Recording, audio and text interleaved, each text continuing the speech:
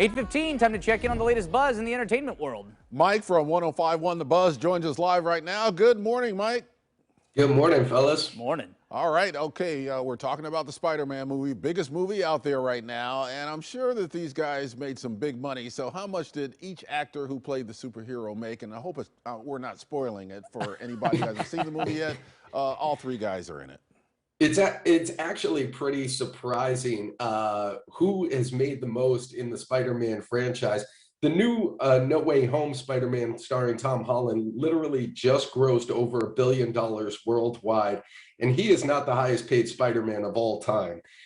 He reportedly made $4 million for the last movie. We don't know how much his salary for this current movie is, but I'm sure if he's getting box office percentages on the back end, he's going to be making a fair share. Andrew Garfield, who played the second Spider-Man, he was the shortcomer of the whole group. He only made $1 million and then $2 million for his two installments. But Tobey Maguire, he took all the money.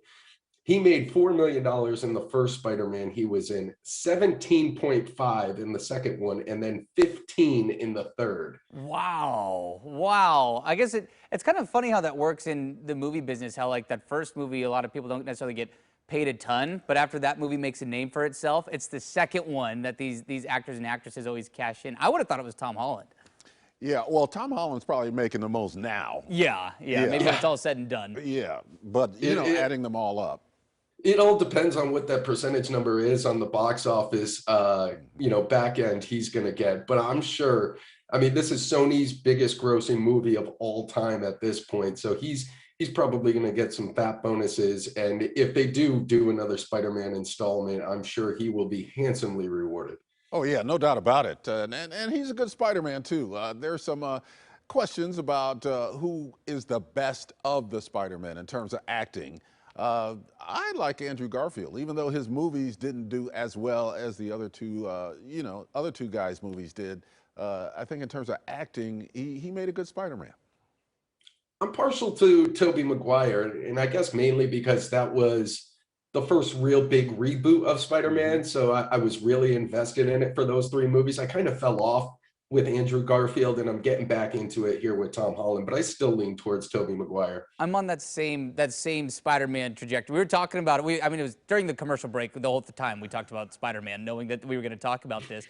And I said the same thing. Like, it's the nostalgia factor that comes with Tobey Maguire and those. It's so much fun to watch those. So I mean, Tom Holland crushes it though. I've not seen the Andrew Garfield ones, so I cannot comment. So maybe he's the best one. I don't even know it. Well, the bottom line is they all got to wear a spandex onesie, and they all got very well paid. So, I would do it for that chunk of change as well. Well, let's talk about The Rock and Vin Diesel. What's happening between those two right now? This is the feud that just will not go away. So a little over a month ago, Vin Diesel made a plea to The Rock on Instagram saying, my kids call you Uncle Dwayne, and I made a promise to Paul Walker that when we did the 10th installment of Fast and the Furious, that we would bring everybody back and it would be this grand finale. So please, Dwayne, come back and finish the series, if not for me, for those purposes alone. And The Rock just recently did an interview where he said that back in June, he had a private meeting with Vin Diesel, and he told him there is no way he is coming back to the franchise. He didn't want to make it a public thing.